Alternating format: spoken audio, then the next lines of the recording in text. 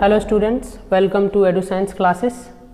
तो जैसा कि आपको पता है कि हमने पिछले वीडियो में इंट्रोडक्शन देखा था फर्स्ट चैप्टर का लाइव प्रोसेस का। आज हम उसका सेकंड पार्ट करने जा रहे हैं और लाइव प्रोसेस से स्टार्ट करेंगे।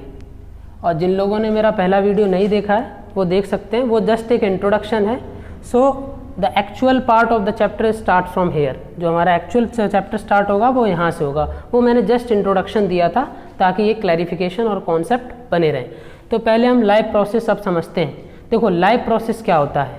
लाइव प्रोसेस को हम ऐसे समझ सकते हैं कि जो हमें बेसिक फंक्शंस करने पड़ते हैं जिंदा रहने के लिए, या कोई भी लिविंग ऑर्गेनिज्म जिंदा रहने के लिए जो बेसिक फंक्शंस करता है, बेसिक क्रियाएं करता है, वो क्या होता है, वो लाइव प्रोसेस का पार्ट होता है। So live process are the basic functions which are done by the organism in order to survive. जिंदा रहने के लिए जो बेसिक फंक्शंस लिविंग ऑर्गेनिजम्स करते हैं वही क्या होता है, लाइफ प्रोसेस होता है। अब तुम सोचो कि बेसिक फंक्शंस क्या होंगे, तो सीधी सी बात है, बेसिक फंक्शंस जैसे कि सांस लेना, खाना खाना, बॉडी पे कंट्रोल रखना, ये सारे क्या हो जाएंगे, ये हमारे बेसिक फंक्शंस हो जाएंगे। So we can write the definition of the life process. क्या लिखोगे कि the basic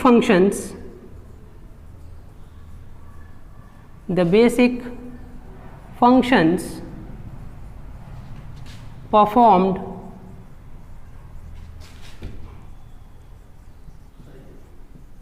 by an living organism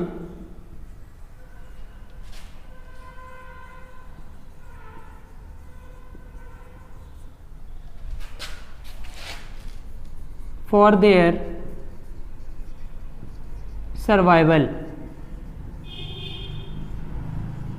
तो ये तो हो गई तुम्हारी डेफिनेशन। तो इसको कैसे समझना है कि जो बेसिक फंक्शंस हैं, जो एक लिविंग ऑर्गेनिज्म बेसिक फंक्शंस करता है, बहुत मूलभूत क्रियाएं हिंदी में बोलें तो बेसिक फंक्शंस जो लिविंग ऑर्गेनिज्म करता है सर्वाइवल के लिए, जिंदा रहने के लिए, वो क्या कहलाता है, लाइफ प्रोसेस कहलाता है। अब हम ये समझेंगे कि बेसिक फंक्शंस कौन से होते हैं। तो देखो बेसिक फंक्शंस की अगर हम बात करें तो बेसिक फंक्शन में सबसे पहले इम्पॉर्टेंट इज न्यूट्रिशन। पहला क्या है, न्यूट्रिशन। अब न्यूट्रिशन क्या होता है, न्यूट्रिशन को अभी सिंपली ये समझ लो, हम आगे भी पढ़ेंगे कि न्यूट्रिशन में क्या करता है, कोई भी लिविंग ऑर्गेनिज्म फूड को लेता है और उस फूड से एनर्जी ऑब्टेन करता है अपना काम करने के लिए। ठीक है, तो that is the nutrition. Nutrition you can say simply it is the intake of food and utilising that food for the energy, for controlling the body, that is the nutrition. The second important basic function for the survival or for the living is the respiration. अब respiration से ज़्यादातर दिमाग में क्या आता है, respiration की हम जब भी देखते हैं ये वर्ड तो हमें लगता है कि सांस लेना। तो अगर आम भाषा में देखें तो सांस लेना ही है, बट इस सांस लेने से क्या होता है, जब हम सांस लेते हैं तो ऑक्सीजन हमारे बॉडी में पहुंचती है और उस ऑक्सीजन से जो हमारी बॉडी में जो फूड गया है न्यूट्रिशन के थ्रू, वो क्या होता है, ब्रेक होता है। और जब फूड ब्रेक होता है तो उससे हमें क्या मिलती है, एनर्जी। तो कह सकते हो रेस्पिरेशन क्या है, respiration is a release of energy due to the break down of food in our body. Okay, so that is the second thing. तो बिना रेस्पिरेशन के भी जीना मुश्किल है। So this is also the one of the important basic functions. Next is control and coordination. Control and coordination. अच्छा, अगर मैं पूछूं कि बॉडी पर कंट्रोल और कोऑर्डिनेशन अगर ना हो तो क्या तुम जिंदा रह पाओगे, सरवाइव कर पाओगे? कुछ बोलेंगे अरे सर हम तो कर लेंगे। अरे नहीं कर पाओगे। देखो ऐसा है, तुम जा रहे हो, अचानक से तुम्हारा बॉडी से कंट्रोल हट गया, सड़क पे जा रहे हो, पीछे से ट्रक आ रहा है, तो क्या करेगा, वो पेल जाएगा तुम्हें, तो सर्वाइवल कहाँ से होगा। So that's why the control and coordination on the body is also important. Control और कोऑर्डिनेशन भी होना चाहिए, नहीं तो इसके बिना जिंदगी नहीं चलेगी। ठीक है, अगला देखो, अगला क्या है, अगला है growth. Growth is also important. देखो ग्रोथ कैसे इंपॉर्टेंट है, ग्रोथ ऐसे इंपॉर्टेंट है, सपोज करो if a baby is born, अगर कोई बेबी पैदा होता है तो सपोज करो if his limbs is not there, his और her limbs is not there. What is limbs? Limbs are hands और you can say the legs, अगर हाथ या पैर है, लिम्स को हाथ और पैर बोलते हैं, तो अगर उसके लिम्स नहीं है, हाथ पैर नहीं है, ग्रो नहीं किए, तो फिर उसके लिए सर्वाइवल करना मुश्किल हो जाएगा। तो ग्रोथ भी बहुत ज़रूरी है। सपोज करो किसी का ब्रेन डेवलप नहीं हुआ, मंद बुद्धि रह जाते हैं कई सारे, तुम में से भी होंगे एक दो, है ना, तो ग्रोथ जो है वो भी बहुत ज़रूरी है। देखो मंद बुद्धि तभी रह जाओगे जब तुम्हारी ग्रोथ नहीं होगी, किसकी, ब्रेन की ग्रोथ। ऐसे ही हर बॉडी पार्ट की ग्रोथ होनी जरूरी है। So that's why the growth is also another important basic function for the living thing और living organism. Now the next is movement and reproduction. Movement and reproduction. See, the movement and reproduction is another important basic functions, okay, which is done by the body for the survival.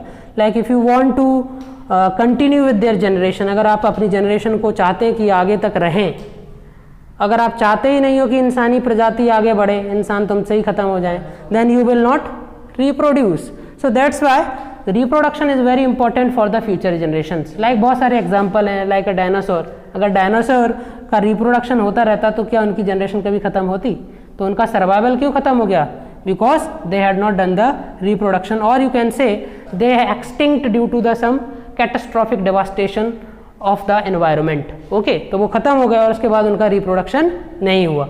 सो ये कह सकते हैं कि ये जो 4-5 important basic functions हैं, ये बहुत ज़रूरी हैं। If any organism who are not performing these basic functions, then it will be very difficult for those living organism to survive. अगर कोई living organism ये 5 functions नहीं करता है तो उसके लिए जीवन जीना बहुत मुश्किल हो जाता है। तो अभी हमने सिर्फ क्या समझा? अभी हमने समझा है कि लाइफ प्रोसेस क्या होता है। तो लाइफ प्रोसेस मैंने बताया कि जो बेसिक फंक्शंस कोई लिविंग ऑर्गेनिज्म करता है सर्वाइवल के लिए, जिंदा रहने के लिए, वो लाइफ प्रोसेस होता है। फिर हमने सोचा कि बेसिक फंक्शन डिस्कस कर लेते हैं। तो वो बेसिक फंक्शन क्या होते हैं? बेसिक फंक्शन ये सारे होते हैं, जैसे न्यूट्रिशन हो गया, रेस्पिरेशन हो गया, कंट्रोल कोऑर्डिनेशन हो गया, ग्रोथ हो गया, रिप्रोडक्शन हो गया।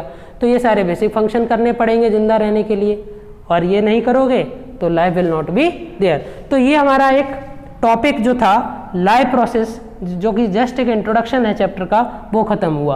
अब हम इसके आगे की कहानी पढ़ेंगे। देखो आगे की कहानी में हम क्या पढ़ेंगे कि भाई न्यूट्रिशन क्या होता है, ठीक है, फिर हम पढ़ेंगे रेस्पिरेशन क्या होता है, फिर हम पढ़ेंगे कंट्रोल कोऑर्डिनेशन का थोड़ा सा पार्ट पढ़ेंगे, उसके बाद हम रिप्रोडक्शन वगैरह भी देखेंगे आगे के चैप्टर्स में। तो ये सारे टॉपिक जो बाकी हैं, जैसे कि न्यूट्रिशन हो गया, रेस्पिरेशन हो गया, एक्सक्रीटरी सिस्टम हो गया, और कह सकते हो डाइजेस्टिव सिस्टम हो गया, ये सारे आपके चैप्टर में आगे कवर करने वाले हैं। ओके, तो अभी हम अगला टॉपिक जो पढ़ने जा रहे हैं वो है न्यूट्रिशन।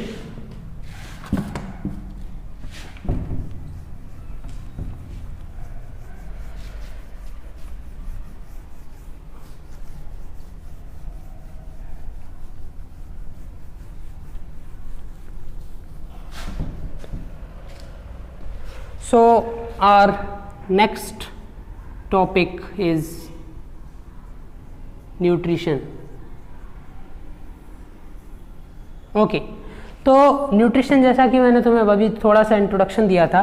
देखो न्यूट्रिशन पढ़ने से पहले हम एक चीज़ और समझ लेते हैं कि भाई एक शब्द सुना होगा तुमने जो कि न्यूट्रिशन से मिला जुला है, वो है न्यूट्रिएंट्स। क्या होता है nutrients? It's very similar to the nutrition. बहुत सारे लोगों को तो कन्फ्यूजन बना रहता है, वो उनको लगता है कि न्यूट्रिशन और न्यूट्रिएंट सेम ही है, but these are different things.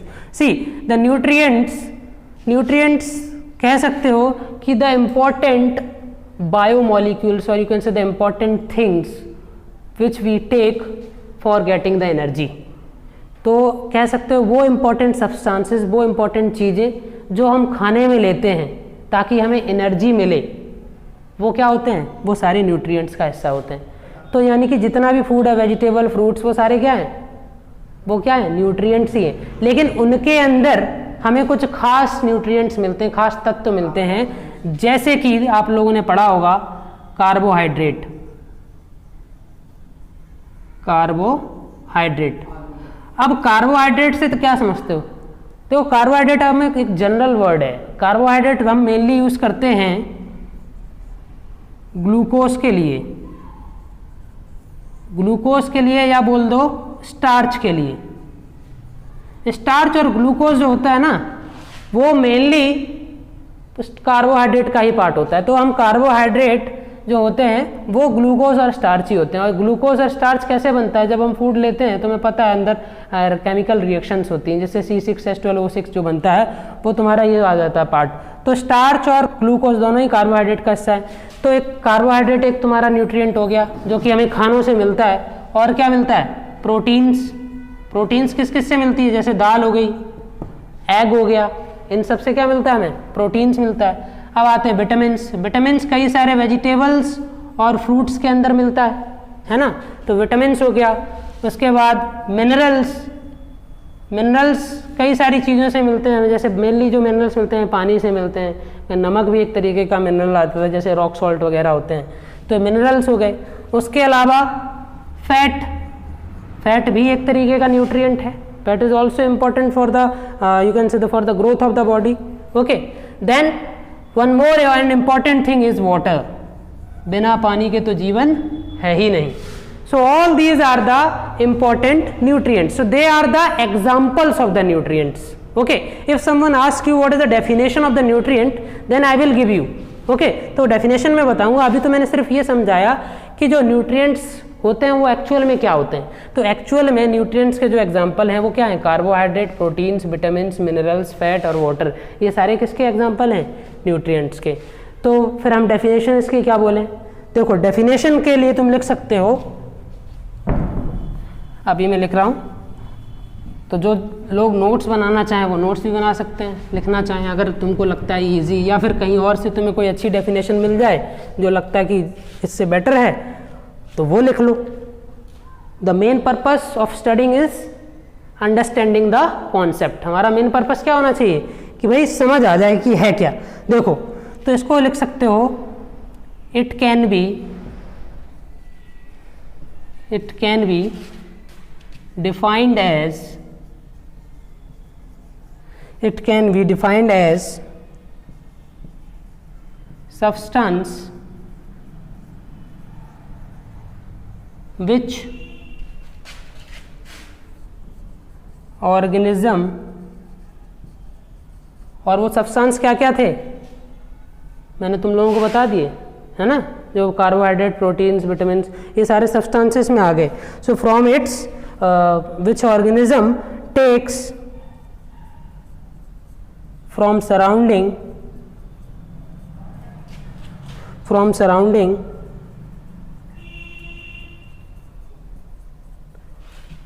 for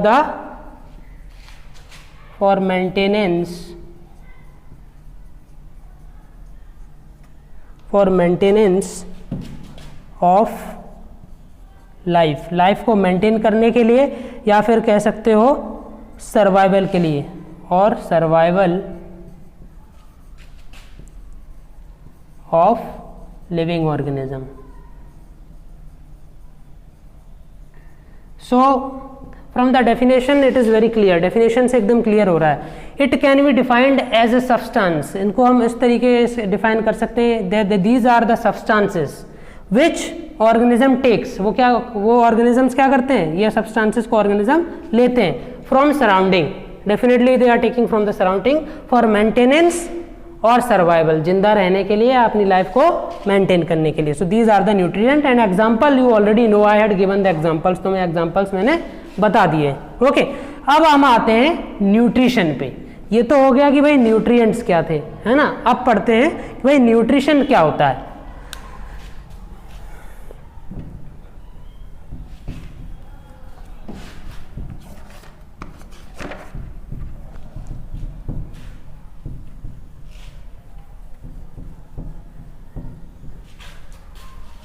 okay, देखो न्यूट्रिशन में क्या होता है।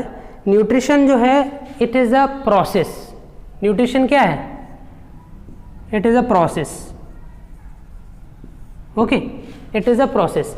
सो what kind of process it is, in this process an organism takes the food, okay, it takes the nutrient, वो क्या लेता है, न्यूट्रिएंट लेता है, and uses these nutrients for the, or you can say for running the body or for doing the different kind of work, और जो उससे energy मिलती है उसका इस्तेमाल कर सकता है, यानी कि यूटिलाइज करता है। तो हम कह सकते हैं it is a process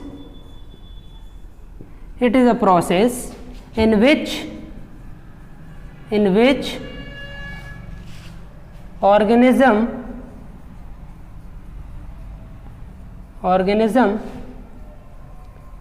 takes nutrients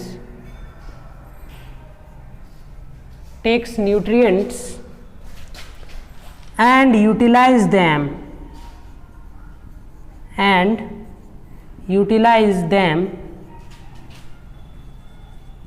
for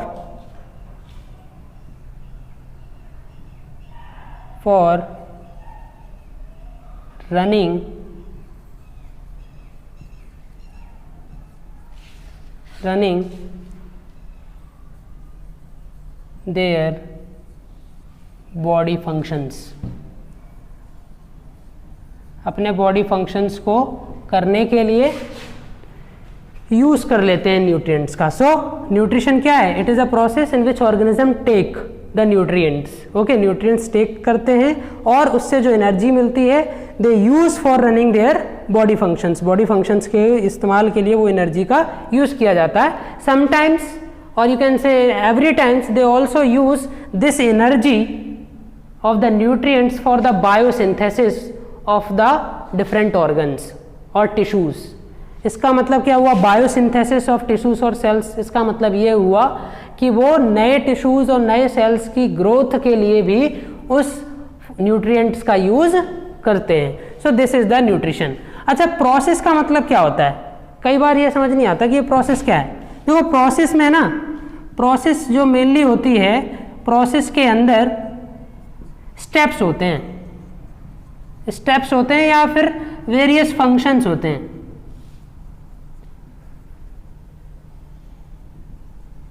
जैसे कि स्टेप्स, जैसे कि इसमें न्यूट्रिशन में क्या स्टेप था? देखो पहला तो था इसमें स्टेप कि वो न्यूट्रिएंट का इनटेक करेगा,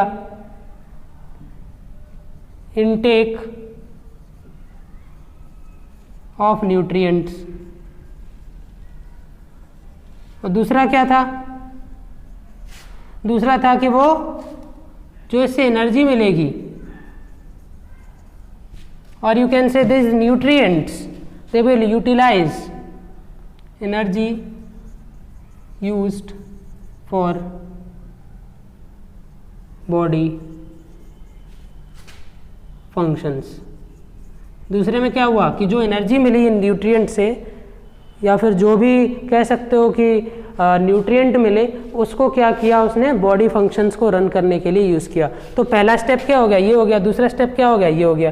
या वेरियस फंक्शंस की बात कर लो तो एक फंक्शन ये हो गया, एक फंक्शन ये हो गया। तो प्रोसेस में कई सारी चीज़ें होती हैं, 1 से 2 स्टेप होते हैं या फिर उसके 1-2 फंक्शन होते हैं। सो this is about the nutrition. अच्छा, अब न्यूट्रिशन के भी मोड होते हैं। मोड मतलब मेथड ऑफ इनटेक, लेने का तरीका। न्यूट्रिशन लेने का तरीका मतलब अलग अलग लिविंग ऑर्गेनिज्म को खाना लेने के या खाना बनाने के, फूड को इनटेक करने के या न्यूट्रिएंट को इनटेक करने के या फिर उसको बनाने के अलग अलग तरीके होते हैं।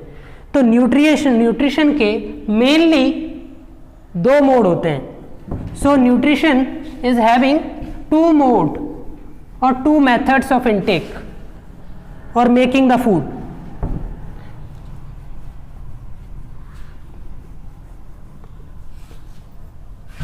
सो मोड्स ऑफ न्यूट्रिशन की बात करते हैं हम। Modes of nutrition, modes of nutrition से क्या मतलब है? It means a method of obtaining the food. इसका मतलब क्या है? फूड को लेने का मेथड क्या है। ठीक है, मोड से मतलब है कि method, okay. So method of obtaining food, खाना लेने के क्या क्या तरीके हैं, किस तरीके से खाना लिया जा सकता है, बनाया जा सकता है। So there are 2 important mode of nutrition, okay. The first one is autotrophic,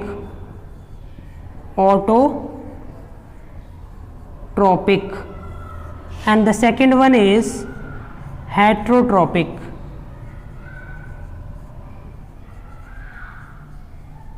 Okay, so these are the two modes of the nutrition, and these two modes of nutrition we will study in the next class or in the next video। ये दोनों ही autotrophic और heterotrophic mode of nutrition क्या होते हैं, इसको हम अगले video में पढ़ेंगे। तो अगर तुम लोगों को समझ आया है, अगर अच्छा लगा है video, then please subscribe, like and share this video. Okay, thank you very much, take care.